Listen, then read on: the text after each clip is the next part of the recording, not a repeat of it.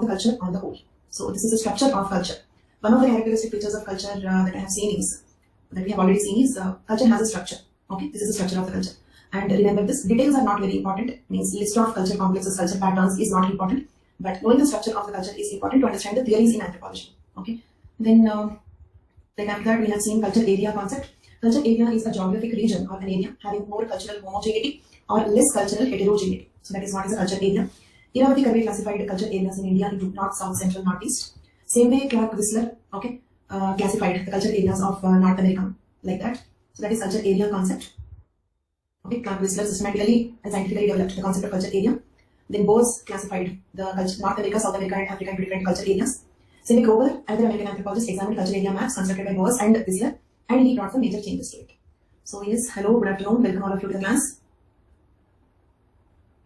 So we using, if this is your first class, I suggest you to listen the earlier classes also in the recorded version that covered many basic terminology. So you can follow from today's class but cover the completed classes also. Then okay. So after culture area, okay, we have seen subculture areas. Say for example, within the culture area like South India, we have different states like Karnataka, Tamil Nadu, Andhra Pradesh, etc. So each forms a subculture area. Within the subculture area, there will be higher levels of homogeneity and very, very less heterogeneity in the culture. Then the next concept we are going to discuss is cultural processes. Cultural processes. Let us see what are they. Okay. So in the cultural processes, we have three. Okay. So let us see what are those three cultural processes. Okay. So you can ask me in the end, Shiva. You can ask me in the end. Then, so usually if you have any classes regarding the previous classes, ask me before I seriously start the topic of the class or like before I end the session.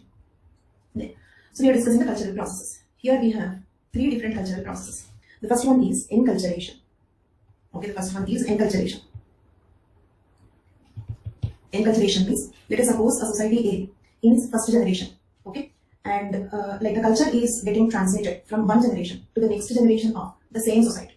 Okay, so transmitting the culture from one generation to the next generation of the same society. This is a word which is similar to socialization.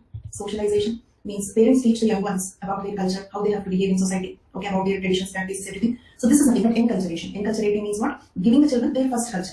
Okay, giving the children their first culture. This we can call it as the first culture learning. Okay, so usually the child learns, the first culture the child learns is that of his own culture. Okay, so this is nothing but enculturation. Okay, so now coming to the enculturation process, it is the process by which people learn the requirements of their surrounding culture and acquire values and behaviors appropriate or necessary in that culture. In every culture, a particular type of behavior, a set of values, okay, are important and appropriate. So like there is a saying like be a Roman in Rome. Okay, so like that in every culture there is a particular set of values and behavior which is appropriate. So learning the culture which is appropriate to the place where they are living is important. That is nothing but enculturation. Enculturation is related to socialization. Okay, then, so is enculturation clear for all of you? Enculturation is similar to socialization. It is the first culture learning in a child's lifetime. Okay, and teaching the culture of our own culture to our next generation. Teaching the culture of our own society to the next generation. This is called enculturation. Next word is acculturation. Acculturation. Acculturation means, let me first explain that, later we can give it a reading. Let us suppose when there are two societies, A is one society, B is one society. Okay, between these two, let us suppose B is having inferior culture. Inferior culture.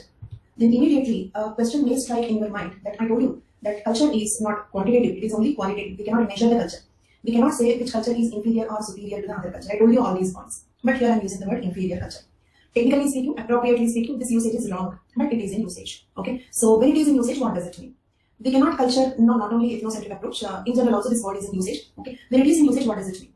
We cannot measure culture, okay, agreed, but we can measure the civilization. We can measure civilization. I hope you remember the two different ways of understanding the words culture and civilization. Some thinkers consider civilization to be an advanced form of culture, and some thinkers consider civilization to be a part of culture, that is material part. When we think in the second viewpoint, that is when we consider civilization to be one part of culture, can we measure civilization? Can we measure civilization? Civilization is material part and culture is the ideological behavioral part. Okay? Yes. How can we measure the civilization? Say for example, like a flight is a better civilization, better technology because it covers more distance in lesser time. Okay? Or say for example, with less fuel consumption can cover more distance. Okay? So this is how we can definitely measure civilization. So the culture of the society having lesser level civilization is usually called as inferior culture. It is not possible to say this sentence every time agreed. The culture of the society having lesser level civilization became a very lengthy sentence. So to say that inferior culture is in usage, though technically it is not very appropriate. Okay, so it means when we use the word inferior, superior, there are two more words: great tradition, little tradition. In the Indian context, the great tradition is a tradition of the non-tribal people, and the little tradition is a tradition of the tribal people. little tradition is the tradition of the tribal people. Not only Khasi, all the tribals. The tribal culture is called as little tradition. And the great tradition is also called as high culture. Little tradition is also called as low culture. These words are in usage. I'm just telling you that these words are in usage, though the words are not very appropriate. So sometimes usage is also very important. I'll give you one very good example here. In general, in ecology, totally going out of the subject, just to give you an example to understand the importance of usage. So in ecology, we call plants as producers, right? In ecosystem diagrams, we call plants as producers. But actually, that usage is technically wrong because according to thermodynamics, energy can neither be created nor be destroyed. So are the plants really producing something? Are the plants really producing something? No. So the appropriate word for plants is transducers. Transducers. Technically speaking, we should not call plants as producers. But in almost all ecology textbooks, they address plants as producers only. So we have three things, right? Wrong, usage. When something is in usage, okay, it assumes the form of being right. Okay, so that is like popularly, it is not like that. Plants are, in fact, transducer word many people do not know, but everybody knows plants as producers. Okay, so this is how usage is another thing. It's not correct, it's not wrong. It is usage. Okay, so these words are in usage. Let them be right or wrong. Okay, and let us suppose here superior culture. Same way, culture of the society having a better civilization. Culture of society having a better civilization. Then, when these two cultures come in contact with each other, that is A, that is superior culture. Okay, plus B, this is inferior culture. When these two cultures come in contact with each other, okay, later what happens is end result is B also will become like A. B also will become like A. It means we learn, that is inferior culture will learn the culture from the superior culture. And the end result is A. Both the cultures became similar. This is called as acculturation. Acculturation. Use the word acculturation once. So what is acculturation? When an inferior culture and a superior culture comes in contact with each other, the inferior culture also will become like the superior culture. That is nothing but acculturation. Okay, why not B? Because B is inferior culture. Okay, say who will imitate the other? Inferior people will imitate the superior people. Why superior people will imitate the inferior people? So why they both should not become like B is a question. Okay, and the answer is because A is superior. That is the reason why I mentioned them as, I marked them as superior culture, inferior culture. So did you all understand acculturation? Is acculturation clear? I was supposed to ask you the question. Okay, then give me examples for acculturation. If you all have understood acculturation, then give me examples for acculturation. One example was given by Sahil, that is correct. I'll tell you what is that later. Hinduization of Indian tribes. Yes, correct. Sahil and Monisha said Sanskritization, correct. Such a lengthy message I cannot see now, Vidya. Westernization, very good, correct. Not modernization, urbanization, not very much.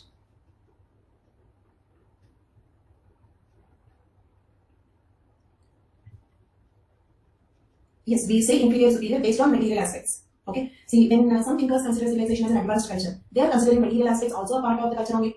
Okay. So in that way, it means they can measure the culture. In that way, if civilization is also included in the culture. If civilization is just understood as a superior, like more advanced form of culture, then based on that view, we can measure the culture. See, if at all we can measure the culture, it is based on the material aspects. Okay. Then, so adoption of Islam during the Muslim rule. Okay. Yes. Westernization, Sanskritization, Hinduization of the tribals. Wonderful examples. All these are the correct examples. Okay. So I'm just writing them down here. Westernization. Westernization. Is this word matching with this description? Is B becoming like A? Westernization. The word language, literally meaning of the word westernization is what? Becoming like Western people, isn't it? Okay, becoming like Western people. This is nothing but acculturation. This is nothing but acculturation. But take this diagram or flowchart, whatever you call, and tell me, is it correct? Let us suppose here A is the Western culture and B is the Indian culture. Indian culture who got westernized. So is this diagram correct, perfect, or any mistake in this? Ashish, patriot is saying no, not. Earlier he was saying correct, but now when I put Indian in the place of inferior, answer became no. Okay, what is the mistake in this diagram? Are we not westernizing? Are we wearing saris and dhotis now? If both are superior, why we have westernization as a very prominent concept? And why not Indianization? Say for example, today all the youngsters are wearing the western dress. Why today all Americans are not wearing dhotis? Why today all American girls are not wearing saris or Punjabi suits? So that is not the reason. That is not the reason. These days they are doing yoga. Observe the difference, one point. As I told you, we only speak about generalizations. Okay, individually, say for example, appreciating the benefits of yoga. Some people doing yoga. Or let us suppose an American boy loved an Indian girl and got married in the Indian tradition. And on the occasion, he gave a statement that he really loves Indian tradition. These are all individual examples. Just check: are all American girls wearing saris or Punjabi suits? Are all American boys wearing dhotis? So individual examples will give them. Okay, so a boy who loved an Indian girl got married through Indian traditions may give a statement when TV9 or any other news channel asks. Okay, saying like I really love the Indian traditions. That is different. Or an American tourist wearing an Indian colorful dress, giving a statement that I really love the Indian dress is different. But after she returns to America, is she continuing the same colorful Indian dress? A and B. So my point is it a regular practice and is it en masse? Is it en masse? Okay, for example, how many Indians are taking up Christianity? How many Americans are taking up Hinduism? Okay, how many Indians are wearing Western dress? And language, they are all speaking English language. Okay, and are they all speaking Indian language? No, exceptions leave them. Okay, so On the whole, net result. It's not about one yoga, or it's not about one colorful dress, or it is not about few days when they come here as a tourist. In general, when it comes to language, culture, okay, religion, food habits, we have so many like Western food, okay, and Indian food is like the Indian people will eat it, but among the Western country people, okay, the Indian food is not so popular. As the pizzas and burgers are so popular here, almost everybody eats it. So net result is, okay, net result, clubbing all, okay, and generalization. 2 points, net and generalization. If I keep these two things, so yes, it is Westernization, but it is not Indianization. There is no worldwide term called Indianization, agreed? There is no worldwide term called Indianization, right? So no doubt it is Westernization, but not Indianization. So there itself the word inferior, okay, see, feelings and emotions are different. That is the reason why I told you, this is a measurement only based on technical aspects, material aspects. As I told you, behavioral and ideological aspects cannot be measured. Instead of saying culture cannot be measured, I can be more appropriate. Ideological and behavioral aspects cannot be measured. They are only qualitative. But material aspects can be measured, no doubt. So based on material aspects can be seen. Okay, so like we have to say that the Indians are getting westernized, but not Western people getting Indianized. We don't have a worldwide term called Indianization. Fine. So, but still there is a mistake in this. What is that mistake?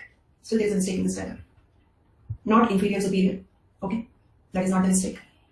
Because the words are only, and I know that there will be many patriots here. There is a reason why I was so careful.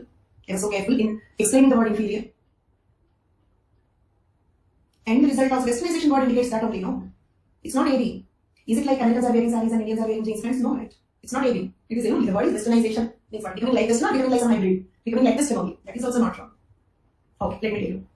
Actually, okay, A plus B is not equal to A by like that. So there is a small mistake. Actually, Westernization word means this only. A plus B becoming like A. Now, let me give you a statement. Listen here.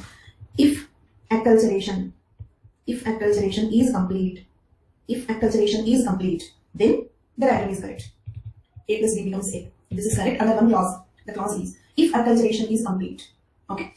We can convert an inferior culture to but vice versa. Is not, who said vice versa is needed? No. A plus B is becoming A. So no vice versa. Suddenly how Maya came in between dear Vishnu. Okay. If you have any questions related to previous classes, you can no doubt you can ask me. But before I start in the first 5 minutes or last 5 minutes.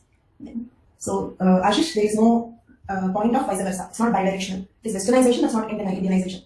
Okay. See, if acculturation is complete, then this diagram is complete. But acculturation is never complete. It is not only an ongoing process. It never completes. Why it never completes? Can anybody answer? Why it is never complete? It's not only, it is an ongoing process, but it continues to be an ongoing process only. It will never complete. Why it will never complete? Reason is, listen carefully, because enculturation is also in process. Okay, means what? Say for example, I'll give you a simple straightforward example. Like when you regularly wear Western dress, your parents will insist on festivals to wear Indian dress. Agreed? So you are never completely Westernized. Your parents demanding you to wear Indian dress on the occasion of festivals or some rituals is enculturation process. Is it clear? So it means enculturation is also happening. If enculturation is not there, say for example, we have gas equation PV is equal to nRT. Okay, so then pressure is kept constant, then volume. Okay, the volume is directly proportional to temperature. Agreed? Okay, so then one is kept constant. Then we study the other's effect. Then one is kept constant. Then only we will understand the effect of the other. So if enculturation is not happening, let us suppose an Indian baby is adopted by Western country parents. Okay, if Indian baby is adopted by the Western parents, so it means she is not having the influence of enculturation at all. Her parents cannot influence her anymore. Her biological parents cannot influence her anymore. So she is only under the influence of the Western culture. So obviously she will be perfectly like Western. Do you understand my point? So this diagram is wrong. Okay. A plus B did not become like A. Indians did not completely become like the Western people. A plus B end result is not A. This diagram is wrong. But it will become correct only under a particular clause. That is, when enculturation is 0. When there is no enculturation. Okay. If your parents are not teaching your culture, then you will get completely Westernized. If you never meet with your parents again, then you will get completely Westernized. So of course Westernization is incomplete. And forever it continues to be incomplete because they will have the influence of enculturation also. Okay. Then enculturation is going back to one's own culture. No, enculturation is teaching my culture. If I teach my culture to my daughter, that is called enculturation. That's not going back, it's going forward only. Going to the next generation. Okay? What is example for acculturation? Himagin joined just now. Okay? Examples for acculturation, Sanskritization, Westernization, Hinduization. Okay, example is correct. But Westernization is incomplete. Why Westernization is incomplete? Because enculturation is also in process. Is it clear, everybody now? And it feels very odd when I say my own name. Clear for all of you? So that is Westernization. Example is correct. Westernization can be called as acculturation. Of course, you can like others respond can be called Westernization as acculturation. Westernization, that is Indians imitating the Western culture, or Sanskritization, that is lower caste, lower Varna people imitating the higher Varna people. That is called Sanskritization. And if any of you do not know what is Sanskritization, no worries, we will discuss in paper 2. Okay, so that is what is acculturation. The only mistake in this diagram is I have to add a clause. That is, okay, when enculturation is not happening, then acculturation will become complete. Now let us see about acculturation. Okay, as enculturation is used to describe the process of first culture learning. Okay, what is the first culture that we learn? Our own culture, right? The first words that we learn are from our own language. The first food that we eat, okay, is from our own culture. Okay, so the first culture that we learn is our own culture. So as enculturation is used to describe the process of first culture learning, acculturation can be thought of as second culture learning. I'll give you a very good example. In the school, you have first language, second language. In school, you will have first language, second language. So usually, first language, the people select their own mother tongue. Second language, they will choose some other language. Okay, so that is the second language that we learn. The first language that we learn is the mother tongue. Okay, so then enculturation is the first culture learning. Acculturation is the second culture learning. In India, almost the first language that we learn is our mother tongue. Almost the second language that we learn is English. And today, present generation cannot speak purely in their mother tongue. In between, English words will come. And I have seen people playing this as a game that trying to talk in their native language without using the English words in between. We don't even know the words in our native language without using some English language. Okay, so this is what is the second language that we learn. So enculturation is the first culture learning. Acculturation is the second culture learning. Okay, then now a model explaining acculturation. Now let us see a model explaining acculturation. One is assimilation. Then let us suppose when India is getting westernized, you might have noticed some people will get completely westernized. In home also they talk English language only. I've seen some families where parents scold the children when they talk in native language. Okay, in the effort of making them learn English, in the effort of making them learn English, in the effort of looking modern, in the effort of looking educated. Okay, so this is one observation. It means what some people will totally get westernized. Okay, means they mostly prefer Western food, they talk only in English language, they know very little bit of their native language. So this is assimilation. Assimilation means totally absorbing it. Okay, then the second one is separation. Did you notice some people totally oppose westernization? So for example, arguments like we should not celebrate Valentine's Day. Okay, so if you find any girl and a boy on Valentine's Day, get them married forcibly. Okay, say we should not eat like we should not celebrate the days like Mother's Day, Father's Day. In our culture, we respect mother and father every day. So did you hear these arguments opposing westernization? Changing religion, Christianization also comes under acculturation. Changing food habits is acculturation. Changing dress is acculturation. Okay, changing religion is also acculturation. Okay, so that is called separation. That is called separation. See, separation occurs when individuals reject the dominant or host culture in favor of preserving their own culture of origin. Agreed? Okay, then integration. This happens with most of us. Say for example, like speaking English language but wearing Indian dress. Okay, or say speaking English language but following Hinduism. Okay, so ideologically remaining Indian and habitually becoming Western. So this is integration. Means A plus B. Okay, we have some aspects of Indian culture, some aspects of Western culture. We are just adding some elements of Western culture, but we are not totally leaving the Indian culture. That is called integration. Integration is just adding one more thing, but not leaving our identity. Assimilation is totally trying to be done like that. Okay. Religion is not quantitative. Religion is not quantitative. Why religion should be quantitative? I only told you on what basis I used the word inferior, superior. That's all. I did not say religion is quantitative. So we cannot use the words inferior religion, superior religion. Okay. Inferior culture, superior culture, high culture, low culture words are in usage. Okay. They are just usage words. They are also technically not correct. They are on the basis of material aspects. I said. I did not say religion is quantitative. Okay. So is integration clear? Next we have marginalization. Marginalization occurs when individuals reject both the culture of origin and the dominant or host culture. They reject both. Then they are marginalized. Why they are marginalized? Because they are like odd men out. They are odd men out. Neither this nor that. So they look very odd. In India, we have those people who are orthodox traditional Indian culture followers, or some people who are westernized. If you reject both of them, then you'll be an odd man out. Okay. Then. So these are the different possibilities. So it means what? The influence of acculturation need not be the same on every person also. Okay. So now, okay, I'll give you the concept. You try to use the words. All of these. Like say, totally absorbing the Western culture, totally becoming like Western people. Assimilation. Then rejecting both native Indian culture, nor Western culture. Rejecting both. Very good. Marginalization. And say, I continue to follow the Indian culture, plus I will add some elements from the Western culture. Okay. Then if I am very traditional and I reject the Western culture, their festivals, okay, their religion, okay, I oppose them. Okay, in fact, there are some people who oppose them as a social activity also. That is called separation in favor of their own culture. So these are all the different possibilities. So it also does not mean that the impact of acculturation will be the same on each one of us. Okay, and one more thing.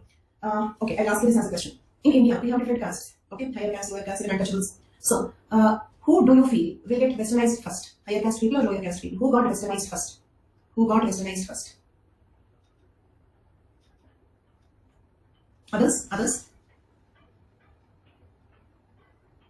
Okay, so most of them said higher caste, and the answer is also higher caste. Okay, because they had opportunity to exposure. Okay, they had opportunity to exposure. Say, for example, if you notice, even today also, from higher caste families, many young generation people are working or studying abroad, and it is lesser in number from lower caste families. From lower caste families, it is less. Okay, then those people who said lower caste, okay, probably they must have thought about religion. Yes, Christianity conversions are more from lower caste. Christianity religious conversions are more from lower caste. But that is for a different reason. That is because in Hinduism, they are being treated as untouchables, they are being treated as inferior people. So they prefer the other religion. That is not as means the reason why lower caste people are getting converted into Christianity is not because of their more exposure towards the Western culture.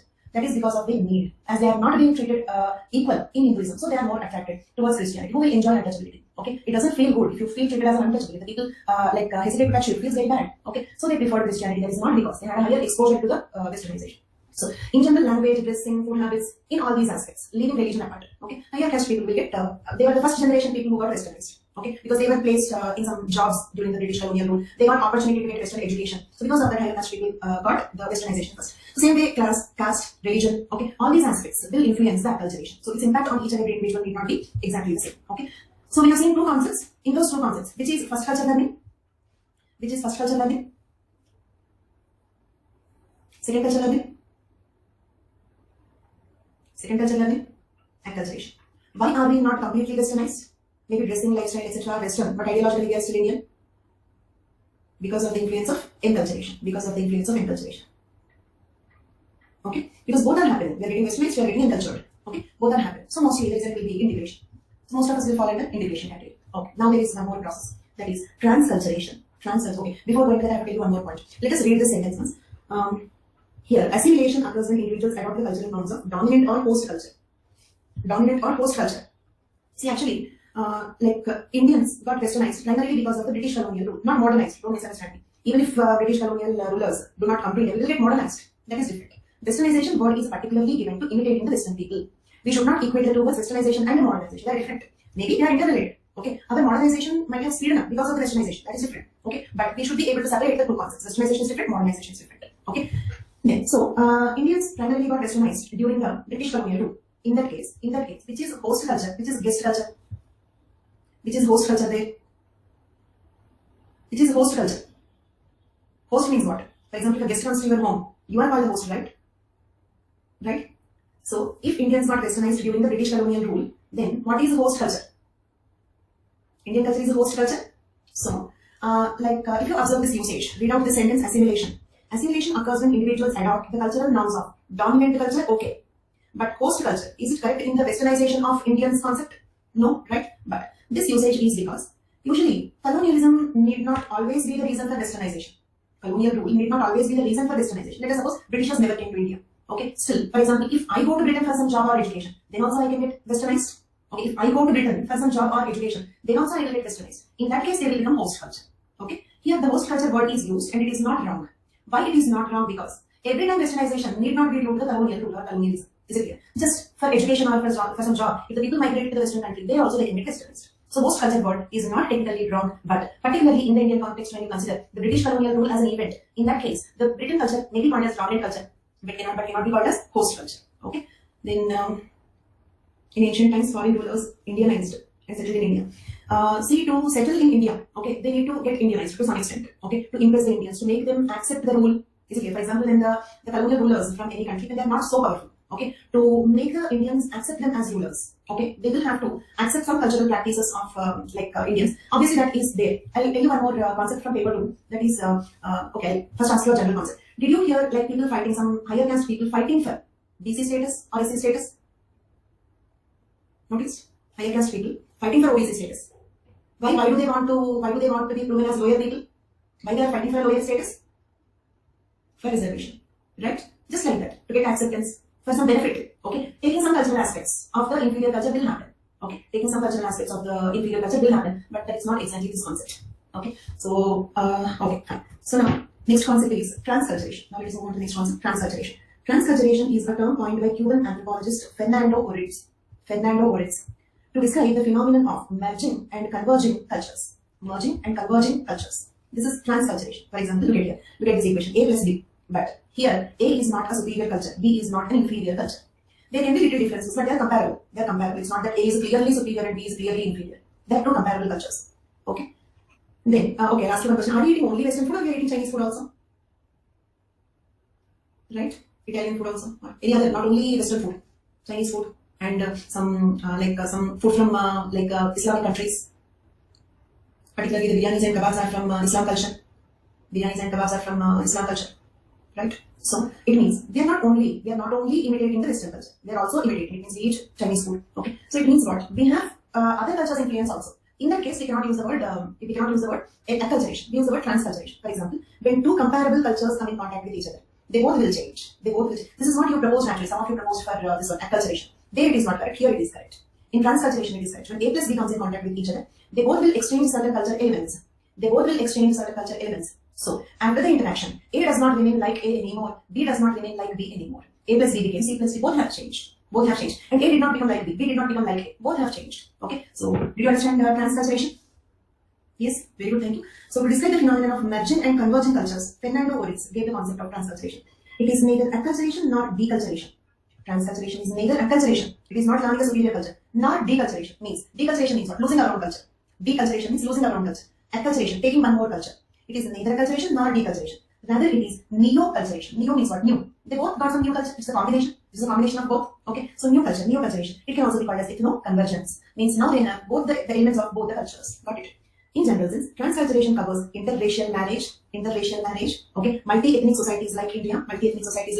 Say for example, in Delhi, eating momos is very, very common, but that is actually a northeast, like in India it is from northeast, is clear. So this is how, like we have ethno-convergence, okay, within India we have different cultures, but we can observe a combination of all those cultures, okay. We very frequently get South Indian food in North India, North Indian food in South India, okay, and I found actually North Indian food is more tasty in Hyderabad. I found it, that's why I'm emphasizing I found it to be more tastier in South India. So it means what, like this is all called as ethno-convergence. Okay, we converge all our pizza dosa is an example there. Okay, that is what is transculturation, right? Fine. The cultural processes, enculturation, acculturation, transculturation, complete. Same way. Okay. Now I will modify the sentence little. That is, acculturation is never complete because enculturation and transculturation are also in process. Agreed? Acculturation is never complete because enculturation and transculturation. Earlier I said only enculturation. Now because we have seen another concept, I am modifying the statement, adding the transculturation to it. It means we have the influence of our own culture. We have the influence of many other cultures. In that context, how can we be completely westernized? So, and same way. Is enculturation complete? Right? Same reason. Because acculturation and transculturation are in process. Right? We don't have 100% of our culture. Okay? We have other cultures also. Because acculturation and transculturation are in process. So actually, none of them is complete because the other two are in process. Okay? Transculturation is yes, not more realistic, all are realistic only. Transculturation is more common. All are realistic, nothing is false. I'm not spreading any fake news here. Right? Then let us see more concepts. Here, subculture, part culture, counterculture. Let us see what are they. Kroeber. Actually, one part about Kroeber, he gave a very interesting quotation, very important quotation. Okay, very famous quotation also, that is anthropology, about anthropology. Anthropology is the most humanistic of the sciences and most scientific of the humanities. I give you that quotation in theories. Right now, I will only say it. Anthropology is the most humanistic of all the sciences and most scientific of all the humanities. There is one popular question: is anthropology a science or a humanity? I'm just kind of sidetracking from the topic. I'll come back, no problem. This is a common discussion. Is anthropology a science or humanity? Wonderful, both. For example, if I say political science or history, okay, then history is humanity. Okay, but when it comes to anthropology, we cannot clearly say it is a humanity. And some universities offer MSc anthropology, some universities offer MA anthropology, though there is not much difference in the course. So it means what? Anthropology is a unique subject. It's a science and a humanity both. And Kroeber beautifully said that if anthropology is a science, then it is the most humanistic science. And if anthropology is a humanity, then it is the most scientific humanity. Okay, so like seeing Kroeber's name, I remember that quotation, so I wanted to share. So that is kind of my most favorite used quotation also. Yeah. So like Kroeber has now leave about that quotation. Come back to what Kroeber said about these terms. So Kroeber has used the word subculture and part culture. Let us see what are they. Kroeber used the word subculture and part culture. Let us see what are they. Subculture is the culture of a smaller community within a bigger community. Subculture is the culture of a smaller community within a bigger community. Okay, means what? Look at here. So let us suppose this is Indian culture. Okay, then in the Indian culture, we have the culture of some Assamese. Okay, can I say this is a subculture? I'll give you more examples. I'll give you a few more examples. Okay, so this is Indian culture. Then Hindu, Muslim, Jain, Buddhism, Christianity. Okay, so can I say each one is a subculture? Okay, because subculture definition, look at the definition of subculture. Subculture is the culture of a smaller community within a bigger community. Okay, example, ethnic groups, different ethnic groups. Ethnic groups means, here I have to, I used a new word ethnic group, but it is a very, very deep word. So we may spend a few classes on this word, so I cannot totally explain what is an ethnic group. Okay, but I will give some examples for ethnic groups. For example, Aryans, Dravidians, okay, also look different. I mean to say not only culturally different, also look different. Of course, Aryans, Dravidians speak different language, have different culture. Yes, of course, but also look different. For example, I have a typical Dravidian appearance, okay, and in North India people have Aryan appearance. Then we also have like Negrito people, okay, that is in Andaman Islands we have. In Andaman Islands we have some Negrito tribes. Then some Mongoloid groups are in Northeast India. These are these are some ethnic groups. See, at this moment I can only say Mediterranean, all these are correct, but I don't want to list out all the ethnic groups in India. You might have studied the content ones, but here that is not the intention. Mediterranean, Proto-Australoid, all these are also okay, but I'm not systematically listing out all ethnic groups in India. I said some few famous words so that even like fresher to anthropology can understand. Everybody knows. Okay, that's right. So, and one more thing, Mediterranean is another word for Dravidian only. Mediterranean is another word for Dravidian, but please don't go into those details. So that is about ethnic groups. Okay, so ethnic groups, and this is sorry, there's a spelling mistake. That's not ethnic groups. Ethnic groups. Ethnic groups, regional groups like South India, North India, regional groups. Okay, tribes or social classes. Okay, different religion groups. Religion, you can add that point. All these are subcultures. Subcultures. Then it is the culture of a meso-level community. You know, micro, meso, macro. Micro means very small, meso means medium, macro means bigger. So let us suppose here this is macro level and this is meso level. Understood? Okay. So the subculture is the culture of a meso level community. Subculture is the culture of a meso level community. Okay. Means what?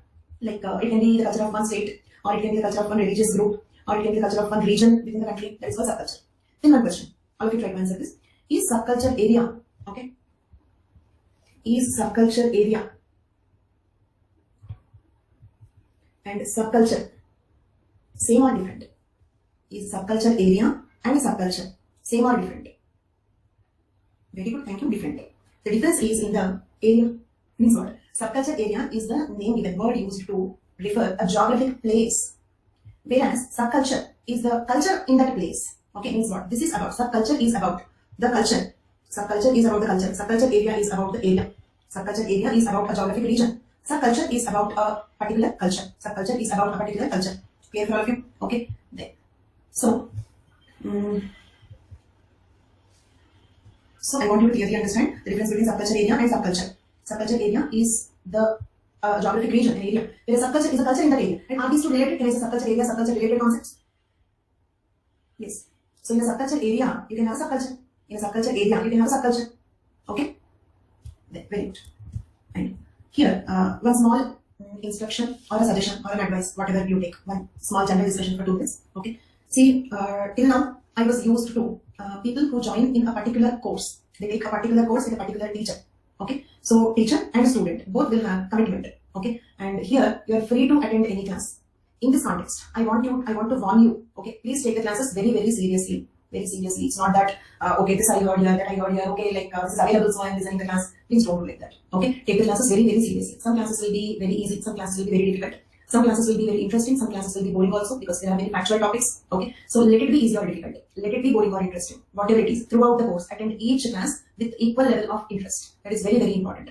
Otherwise, like if you just mix everything, like say for example, you are listening this here and leaving it, okay, then it will be like, even say for example, you might have observed the rankers suggesting that you have to like particularly choose one book and you have to completely read it, okay. So there is a chance that you can miss important aspects in everything, okay, and you gather useless aspects from everything, okay. So this is one important suggestion or warning which I want to give. Take the classes very seriously, whether you get them freely or whether you get them with great difficulty, whatever it is, okay, take each class very, very seriously. This is one thing I want to strongly warn, okay. Then, next, yeah, my worry is because you are my students here. Because you are my students, I have responsibilities, so I am telling you that.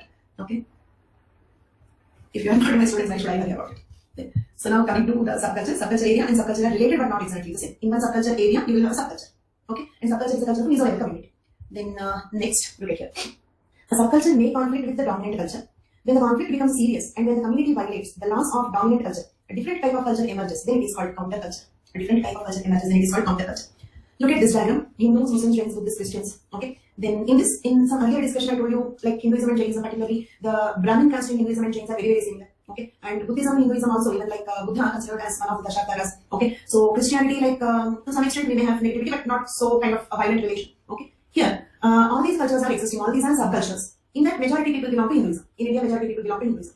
Then, particularly, Hindus and Muslims have conflicts. Historically, this is a point that we cannot deny. Historically, culturally, many reasons, because culturally more difference. Historically, due to several reasons, Hindu Muslims have conflicts. Okay, so and culturally, they are not only different; they are kind of opposite. Say one very important conflict that comes usually is in the beef consumption. in the beef consumption. Okay, so one religion may consider it as normal, another religion may take it very seriously. Okay, according to the universe sentiments. So sometimes what happens is when two subcultures, or when a subculture becomes so different with the dominant culture in this context means the culture of majority people, the culture of majority people. Okay, if a subculture comes in conflict with the culture of the majority people, then a particular type of culture emerges. Then that is called as counterculture.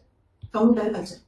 Counter does not means what opposite. Their interests are mutually opposite. Okay, say for example, Ram Mandir issue. Okay, any one is possible. Mandir is possible or masjid is possible. So it means what? Their interests become mutually exclusive. It means if I have to make you happy, then I cannot be happy. Okay, so if the situations all became like that, willing or unwilling, the situations became like that. So when one subculture comes in conflict with the other culture, okay, or the culture of the majority people, then a different type of culture emerges that is called as counterculture. Not only Muslims, for example, Assamese, Kashmiris. Okay, say for example, in Assamese, they reject Indian flag. They reject Indian flag. They want their own flag. They want their own nationality. Did you hear about all these things? Assamese, Kashmiris, Nagaland. Yes, all these are the examples of counterculture. When a subculture comes in conflict with the culture of the majority people, a different type of culture emerges, then that is called as counterculture. Example, Assamese, Nagas, Kashmiris. Okay, all these are the examples. Right? So a subculture may conflict with the dominant culture. When the conflict becomes serious and when the community violates the laws of the dominant culture, a different type of culture emerges, then it is called counterculture. Are all these words clear? Are all the subcultures countercultures? Are all the subcultures countercultures? Are all the countercultures subcultures? Are all the countercultures subcultures? Okay. So in micro, meso, macro, subculture is the culture of a meso level community, right? Then let us suppose, if you take like Assam is a state, Nagaland is a state, Kashmir, okay, a big region, right? Meso level community, Muslims, meso level community. It's not from 100 Muslims, right? But if I take the culture of a boarding school, say let us suppose in the school there are only 200 people, very small group. Not only a small group. The boarding school is only in some part of your life, not in your complete life. Only few years you are there. So if a culture is of a very small group, that too influencing the small group for a small part of their life, then it is called microculture. Then it is called microculture. Microculture is a culture of a micro level community. Microculture is a culture of a micro level community. So it is a culture of a small or micro group that affects a limited period of one's life, for example, boarding school. Okay. Then. So I'll just list out all the words that we have seen: culture element, culture unit, culture trait, mean the same. Fixed culture complex, culture pattern. Okay. Then culture. Then we have seen enculturation, acculturation, transculturation. Then we have seen subculture area. Then counterculture, microculture. The words are all like so much of overlap, so you should not get confused. Remember, you can understand it properly. But if you observe the words carefully, there is no chance of confusion also. The words always sound similar, but when you observe the word, you can understand what it is. Next we have universal alternatives specialties. Universal alternatives specialties. I write about cultural universals, cultural alternatives, cultural specialties. Okay. I will ask you some questions. Try to guess and tell me the answer. I don't mean that you already know it, you should know it, you have to answer. Okay, one more thing. In all my questions, okay, if you cannot answer, just no problem. Just no problem. My primary intention is to retain your concentration. So like cultural universals, cultural alternatives, cultural specialties. I'll give you some examples. Choose any one of the three words. Choose any one of the three words. Okay. So let me take it as a poll. Okay, then in the poll, A, cultural universals. Okay, A, universals. Okay, and B, alternatives. And C, specialties. Okay, A, universals, B, alternatives, C, specialties. Okay, I'll ask you some questions. Few questions. Okay, so the question is, if I choose Buddhism, okay, which word is suitable? All of you.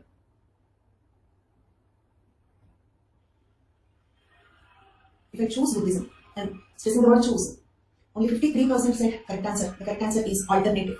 Alternative. It is an alternative because I would have chosen Christianity also, I would have chosen Islam also. Agreed now? Agreed everybody? It's an alternative. Nobody is forcing me, compelling me that I should take Buddhism, nothing like that. It's an alternative. Instead of Buddhism, I might have chosen Christianity also. So, different religions I can choose are cultural alternatives. Okay.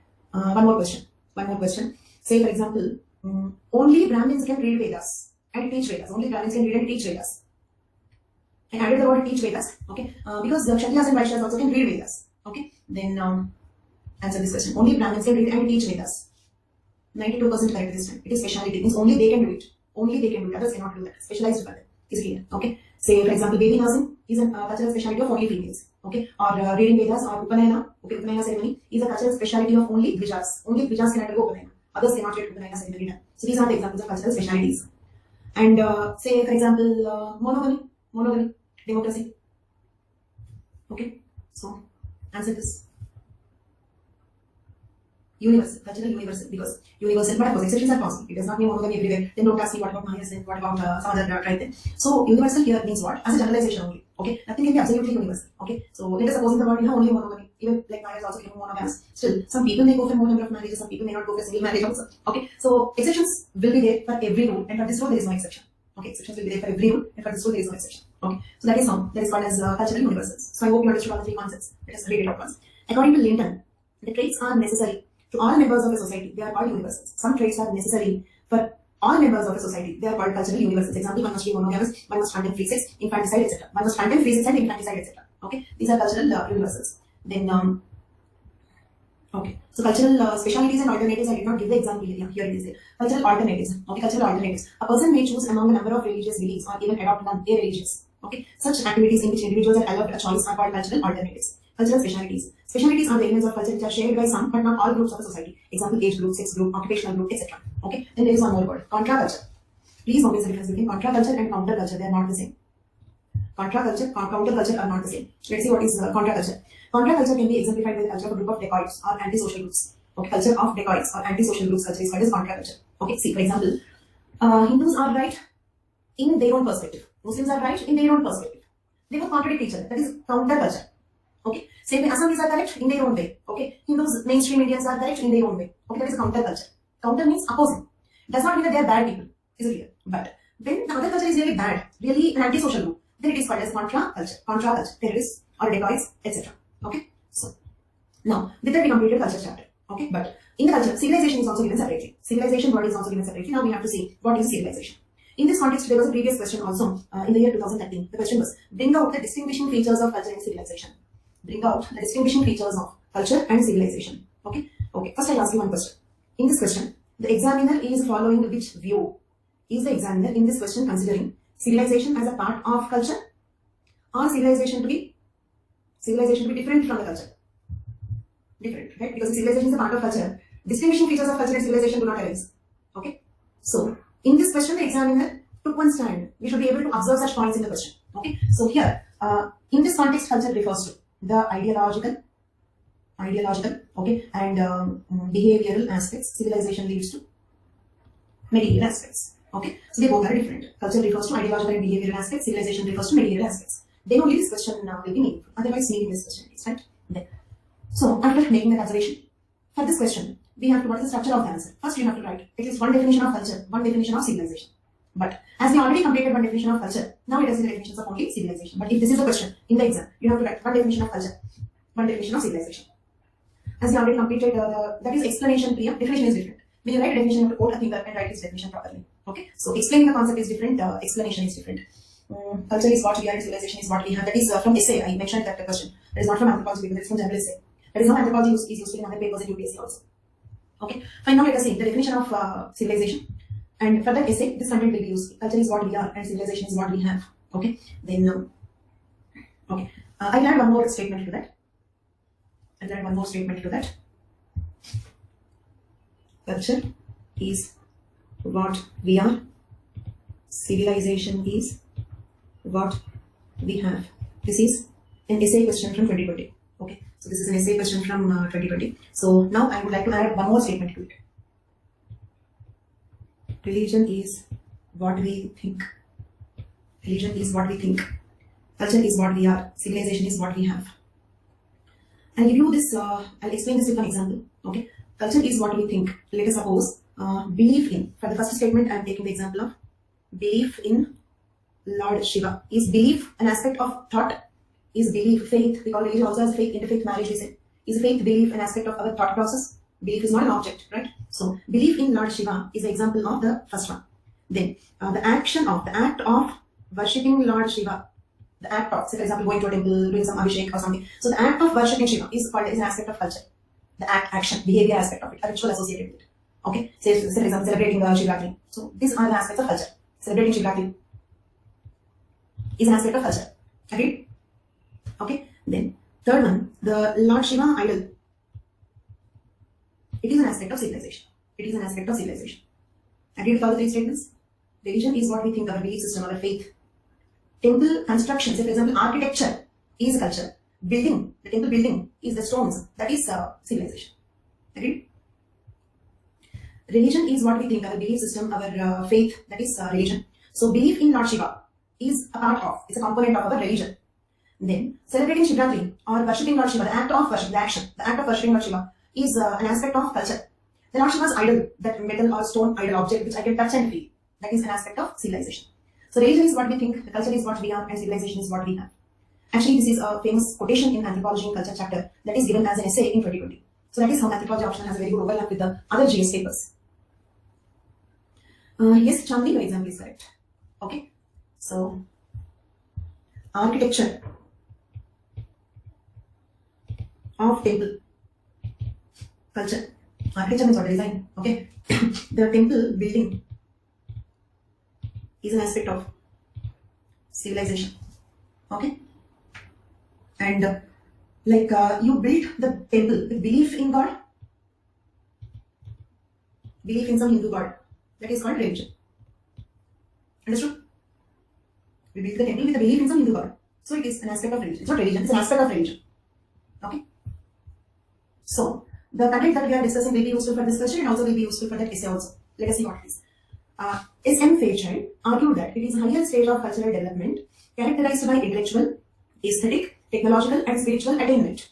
I told you this already. Here I am just taking the name of S.M. Fairchild. That's all. So, civilization is higher level culture. The first definition I have given is based on that view. Right? S.M. Fairchild argued that it is higher stage of cultural development characterized by intellectual, aesthetic, technological, spiritual attainment. When you have all these things, that level of culture is called civilization. Is it clear for everybody? Clear for you all? Second definition. McIver and Page defined civilization as the whole mechanism and organization which man has designed in his endeavor to control the conditions of life. Okay? So, the whole mechanism and organization which man has designed in his endeavor to control the conditions of life. So, why do we need civilization? Why do we need civilization? To control the conditions of life. For example, when I have air conditioner, I can control the temperature. When I have a building, I can control the rainfall so that it will not affect me. Is it clear? When I can construct a dam, I can control the river flow. Okay? So, what is the, and when we have tools, vehicles, okay, we can control, we can overcome. Say, for example, a tiger can always run faster than man. But man, in a vehicle, can easily override the animal. Do you understand? It means, civilization man made superior when compared to the other animals. Agreed? Culture and civilization made man superior when compared to the other animals. Only physically, without tools, definitely tiger is stronger than human. No doubt. Okay? So, we cannot fight with the tiger manually. But if you have a gun, then you can easily overcome it. Okay? So, it means whatever technology and our culture made humans more capable, okay, more superior when compared to the other animals. Okay? So, the whole mechanism and organization which man has designed in the endeavor of controlling the conditions of life. This is how McIver and Page defines civilization. Okay? Then, few more definitions. According to A.W. Green, culture becomes a civilization.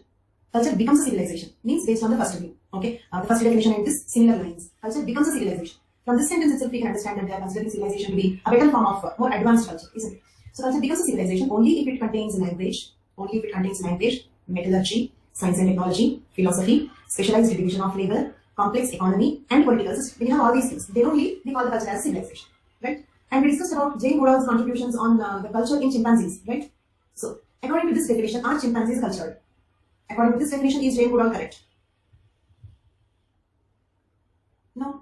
Because probably the chimpanzees might be dancing in front of some ritualistic dancing in front of a waterfall, but they don't have metallurgy, they don't have specialized division of labor, they don't have complex economy, okay? So they don't have a political system. So it means what? Like when culture is having all these things, then it will take the form of civilization. When culture is not having all these things, simply any kind of an habitual behavior and can be called as a culture, okay? So it means anything will become correct with respect to one definition, but it can become wrong with respect to the other definition. It only depends on how we define it. It is clear. Even a parrot is culture if you define culture in a different way. You understand? It only depends on how we define it. Okay? So according to Weber, civilization includes useful material objects and methods of producing them. Whereas culture contains ideas, values, mental and emotional components of culture. In this definition, culture and civilization are differentiated. In the other definitions, culture and civilization are not differentiated. Agreed? In which one of these four definitions, culture and civilization are differentiated? According to Weber, culture and civilization are different. Civilization is not advanced form of culture, rather they both are different. Ideological and action part of it is called culture, whereas the material aspect is called as civilization. So, the question is mostly, the question given here, bring out the distinguishing features of culture and civilization. For this question, don't miswrite in Weber's definition. Okay, here the most suitable definition is that of Weber. Okay, so you can write Weber's definition of civilization and one or two definitions of culture from what we have seen earlier. And then, let us see some points here. Look at here. Civilization has a precise standard of measurement, but not culture. Okay, we can measure civilization, but we cannot measure culture. And to elaborate on this, how do we measure civilization? Like distance covered in unit time, okay, distance covered by unit volume of the fuel. Okay, so in such matters, we can measure the technology. So we can definitely measure civilization, but not culture. Civilization is borrowed without change or loss, but not culture. civilization can be borrowed without change or loss, but not culture. For example, we can just purchase a flight, okay, or let us say, for example, if we invent some launch vehicles, India is very famous for its launch vehicles, okay, space research and biotechnology. These are two areas in science and technology where India is much ahead when compared to other fields. So biotechnology is one very important area in the world. India is having a very important position in biotechnology. Okay, for example, presently India is providing COVID-19 vaccines for many countries in the world, and India is having the largest production capacity for vaccinations. Okay, and one of the first few countries to develop an indigenous vaccine for COVID-19. Okay, so in many aspects of biotechnology as such, a lot of research is going on. After biotechnology, space research also. Many other countries use Indian launch vehicles to launch their satellites. So these are two areas where India is much ahead. Okay, then civilization can be borrowed. It means, for example, if let's take that example only. Say in Oxford University, a vaccine technology is invented. Then we can borrow that without change. As it is, we can take it. Is it clear? But we cannot take the culture as it is. For example, we may enjoy Chinese food here, but real Chinese food is not delicious for us. We cannot relish it. Okay, so we are enjoying Chinese food because it is Indianized. Indian spices added to it. Is it clear? Same way, when we take culture, we make some changes to it. We cannot take the culture as it is. We cannot take the culture as it is. When culture goes from one place, one society to another, it will have some changes. But material aspects can be taken without any change. As it is, we can borrow some technology. Okay, next. While material objects of a society are civilization, non-material objects like values, norms, etc. make up the culture of the society. Then culture needs civilization to grow. Culture needs civilization to grow because civilization is a more advanced form of culture. Culture needs civilization to grow, and civilization needs culture to exist. Without culture, there is no civilization. Without culture, there is no civilization. For example, in industrial civilization, whatever objects that we got, they all have some cultural significance. So without culture, there is no civilization. Without civilization, there is no culture growth. Agreed. So culture needs civilization to grow, and civilization needs culture to exist. Okay. Then culture and civilization are interdependent. Objects of civilization attain cultural value over a period of time. Example, temples, scriptures, idols of God, tools, etc. Then culture and civilization are interdependent. Few sentences are just to increase the word limit. Okay, you cannot understand the meaning of every word used. Okay, when that is already given, why this is also given. Just to increase the word limit. Okay. Then culture is non-hereditary, but civilization can be inherited. For example, I have to put a lot of effort to teach my culture to my daughter. But if I say I give my property to her, will she reject? Do you think she'll reject? It means civilization will be readily taken. We did not force our civilization on next generation. They will happily take it. But we have to force our culture on next generation. We have to force our culture on next generation with great effort. Okay? Understood? So, culture is non-hereditary. We cannot inherit culture, but we can easily inherit civilization. Inheriting property comes under that. Next. Most of the technology aims at achieving man's adjustment with nature. What is the purpose of technology? Okay, achieving man's adjustment with nature. We need technology to better adapt to the nature, natural calamities and all. Next. Cultural aspects are created by small intellectual minority, whereas civilization involves masses. For example, a Taj Mahal must be built. Okay, one person to name who built it, but actually who built it? Many people, thousands of people who worked in the construction process. So civilization can be built by masses, whereas culture will be built by few intellectual minority, few people. Okay, so then culture is non-hereditary, but civilization can be inherited. That is repeated point. Sorry, culture is dynamic, whereas civilization is advancing. We cannot say that culture is advancing. Why we cannot say that culture is advancing? Because culture is neither inferior nor superior. If I say my culture is not inferior, then how can I say that it is advancing? If I say it is advancing, it means what? It is becoming superior. So I have to accept that at present it is inferior. So culture is a dynamic, but culture changes. Whereas civilization is advancing. Civilization also changes, but it changes in the direction of progress, betterment. Is it clear? So agree with this point. Culture is dynamic, but civilization is advancing. Next, civilization can be transmitted to the next generation without any effort, but not culture. Civilization is what we have, and culture is what we are. Okay, so this is how we can end that answer. Okay, so with that we completed the chapter culture, nature of culture, the concept and characteristics of culture, civilization, ethnocentrism, and cultural relativism. Okay, so culture chapter is completed, and in the unit 2 we are left with a single chapter, that is society. Okay, 2.2 society is left. That I will start in the next class because only some 5 minutes is left. That I will start in the next class. Have any questions? If you have any questions or anything else, then you can interact now. Thank you so much. If others have any questions, you can ask. Weber definition. According to Weber, civilization includes useful material objects and methods of producing them. Whereas culture contains ideals, values, mental and emotional components of a group. How to manage stress of exam? First, understand that stress will in fact harm. When we are stressed, our brain will not work. Okay. And finally, the result is not in our hand. That should be understood. And there are many people who cleared the exam just within 6-7 months. And there are people who could not clear the exam, spending even 6-7 years also. Okay. So there is no point in taking stress. At this point, you don't know in which category you fall. Okay. So if you take stress for this exam, maybe it is totally meaningless. So some people had 6-7 years journey. Some people could do it within just 6 to 7 months. Both examples are there.